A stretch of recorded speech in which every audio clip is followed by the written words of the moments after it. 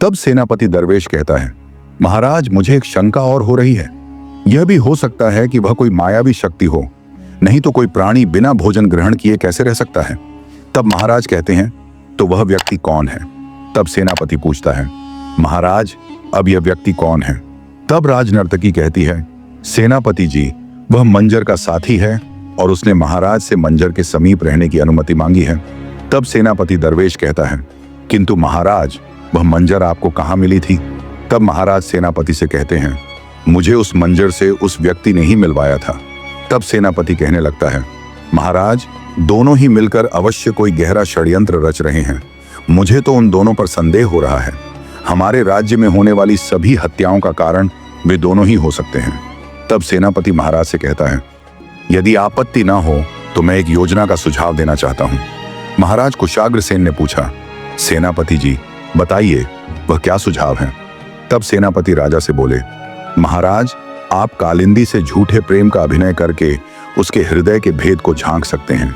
तब महाराज बोले, मैं यह कैसे कर सकता? माना कि वह बहुत सुंदर है, सुशील है, किंतु मैं यह प्रेम नहीं कर सकता। मेरा परिवार है, मैं अपनी रानी के अतिरिक्त किसी और का विचार अपने मन में कैसे ला सकता हूं? तब सेनापति कहने लगता है, किंतु महाराज मुझे इसके अतिरिक्त और कोई मार्ग नहीं दिखाई दे रहा है। तब सेनापति मंजुलिका के मायावी होने के डर से कहता है, महाराज आप चिंता मत कीजिए, मैं अपने पिता श्री के मित्र काल भुजंग बाबा को संदेश भिजवा रहा हूं। वे तंत्र विद्या में सिद्ध हैं। वह जैसे ही रंग महल के समीप जाएंगे उन्हें मालूम हो जाएगा कि वहां कोई मायावी शक्ति है या नहीं। यदि वह मायावी शक्ति मंजुलिका हुई तो वह उसे वश में करने का कोई ना कोई उपाय अवश्य बताएंगे। सेनापति की बात सुनकर राजा पूछते हैं, किंतु वह रहते कहाँ हैं?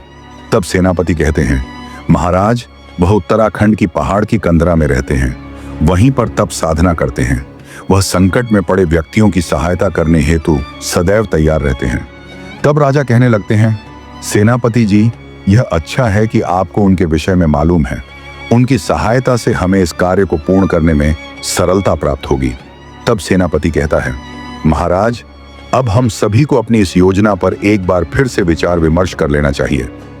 योजना पर विचार विमर्श करने के बाद सेनापति दरवेश और राज नर्तकी दोनों ही अपने अपने निवास स्थान को लौट जाते हैं। दोस्तों, रात होती है तो रानी रत्नावली दासी से महाराज गंधर्व सेन के लिए भोजन परोसने के लिए कहती हैं।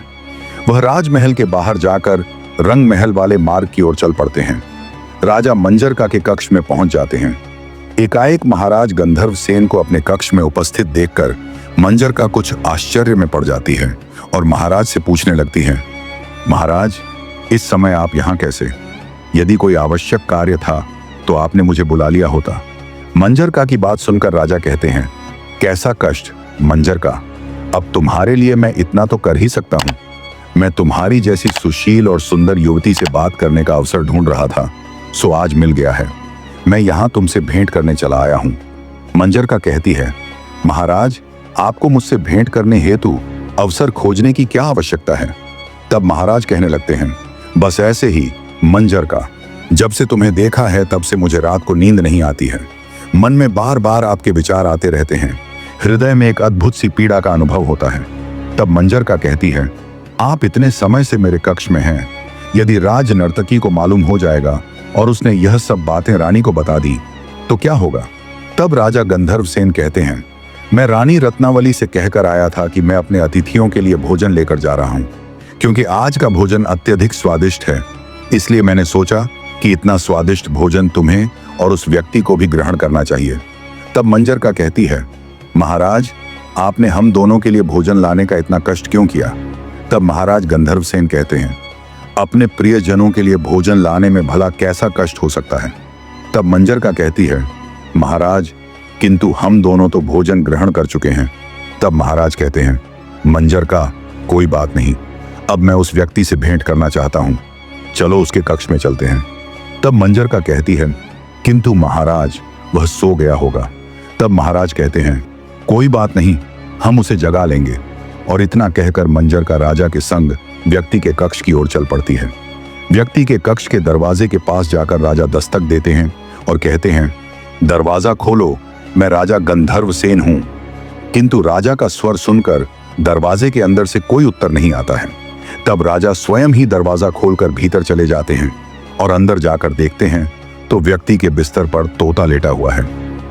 दोस्तों, यह देखकर राजा विचलित हो जाते हैं और मंजरका से कहते हैं, यहां वह व्यक्ति नहीं है, यहां तो कोई तोता लेटा हुआ है। अब मंजरका भयभीत हो जाती है और उस समय उसे कोई जवाब नहीं सूझता। तब राजा फिर से पूछते हैं, मंजरका, तुम मेरे प्रश्न का उत्तर क्यों नहीं दे रही हो? मंजरका कहती है, महाराज, वह बाहर गया है। तब महाराज कहते हैं, किंतु वह रात्रि में बाहर क्यों गया है? मंजरका कहती है, महाराज, वह अपनी पत्नी से मिलने गया है। राजा कुशाग्रसेन बोले, ठीक है, यदि वह अपने निवास स्थान गया है तो तुम्हें मुझसे झूठ बोलने की क्या आवश्यकता थी कि वह अपने कक्ष में सो रहा है? राजा क्रोधित होकर मंजरका से कहते हैं, परंतु यह तोता यहां क्यों है? दोस्तों, अगला पार्ट देखने के लिए वीडियो को लाइक, कमेंट, शेयर और चैनल को सब्सक्राइब करें। वीडियो देखने के लिए धन्यवाद।